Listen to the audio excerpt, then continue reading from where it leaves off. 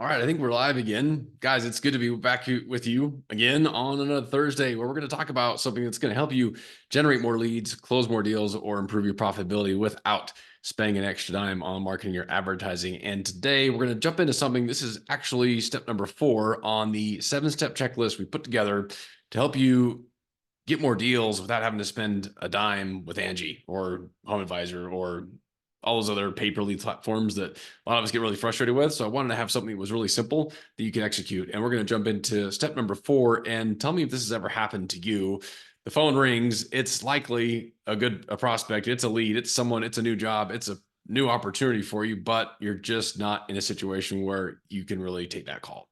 You might be driving and you won't be able to take the right notes to be able to help get the deal you need. You might be in front of an actual customer working on it, or you might be on a job site. You're doing all these other things that just aren't really the best for you to be able to pick up and step away and take another call. So what do you do? A lot of times we miss these and we try and get back to them and call them back whenever we get a chance. And that could be 15 minutes later, an hour later, the next day, could be way beyond when's ideal. And so what ends up happening is that we end up missing these things because, as we know, there's all kinds of studies that will show that the leads go cold fast. And more often than not, if they call you, you've done all this hard work to get people to call your business, to get projects, to get leads.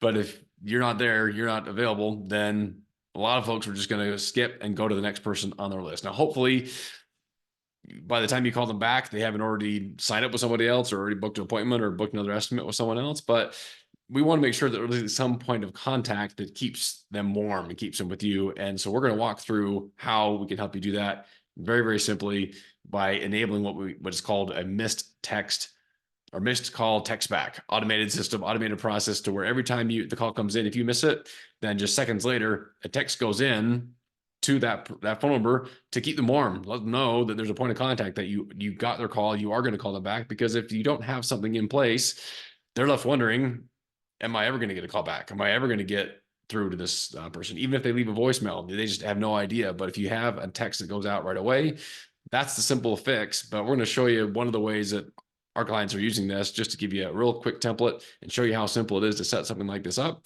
So with that, let's jump right in and show you how we get it done. All right, like I said, so last week we covered step number 3 on this 7-step checklist on a quick fix to make your website. If you missed that, go check the recording. It's in here in the group. But on some things we can do to help, we dug into a lot of the things that even the big guys are doing wrong with websites, things that you can do so you can beat them at their own game. But this next one, again, is the call me back text automation. So something that, again, there's a lot of different ways to make this happen. And here's an example of the template. Let me show you how one of our clients is using this right now. So this is the system that we use.